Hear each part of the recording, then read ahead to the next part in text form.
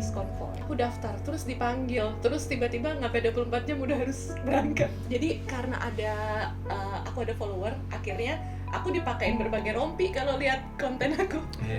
Jadi bargain aku itu, jadi half-half, ada setengah uang aku, setengah lembaga dengan barter konten.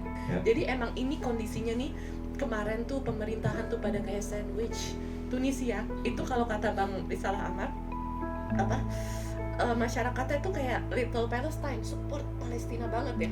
Kita jalan 2 kilo ke pelabuhan, kan udah siap tuh bawa carrier apa semuanya, kita didoain, dipelukin, pakai bendera Palestina, chanting, wah biru bidang semuanya. Tapi di sana udah dijagain polisi nggak bisa berlayar karena ada bureaucratic failure kalau kata Ustadz Hussein Ghazali. Jadi mereka juga dapat tekanan dari Amerika karena drone yang ngebom kita 2 malam setiap jam 11 malam itu kabarnya berasal dari pangkalan udara militer Amerika yang ada di Malta. Malta itu jaraknya 200 km aja dari pantai Tunisia. Jadi sedihnya tuh teknologi drone itu susah dilacak. Jadi ketika ada delay pun kita dilatih tiap hari, makanya ada tepar banget sih gitu. Ya tapi seru, jadi makin mantep, makin yakin, kayak makin rasa oke nih Gaza di depan mata harus kita kejar gitu. Jadi kita tuh belajar setiap skenario yang mungkin terjadi, dari skenario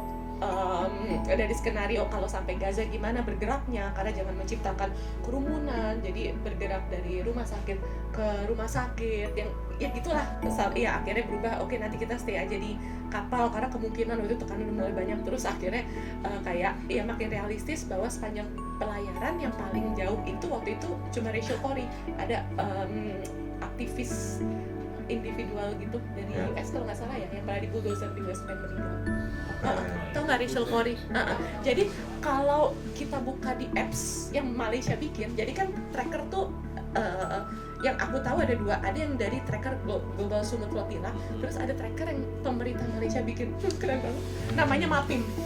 Jadi itu dipantau sama Anwar Mr. Anwar Ibrahim ini, terus kita juga akhirnya pakai apps Malaysia karena jauh lebih enak, lebih nggak nge-lag, lancar gitu, kayak emang mereka memberikan yang terbaik untuk perjuangan ini.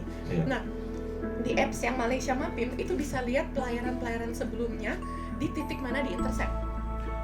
Mafi Marmara itu kan dari utara kan, itu di titik mana aku lupa sih KM-nya gitu. Terus ada Handala, ada Madlin, yang paling dekat itu Rachel Corrie.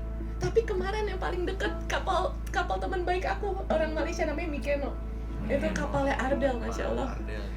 Dan itu kaptennya Muslim juga, Mr. Muhammad siapa gitu. Jadi kemarin ini yang paling banyak dapat tekanan dan sabotase, selain kapal dibom, disiram acid, mesinnya diikat tambang sampai rusak ya. Jadi banyak kapal yang tidak layak berlayar mengarungi laut Mediterania. Karena Gaza itu it's another thing ya, maksudnya cabaran apa bahasa Indonya? Tantangan. Bahasa Malaynya cabar, keseringan ngomong Malay kemarin. Tantangan tersendiri Gaza, tapi laut Mediterania juga tantangan tersendiri. Salah-salah bisa tenggelam gitu. Iya, jadi banyak kapal yang dibikin nggak layak buat berlayar.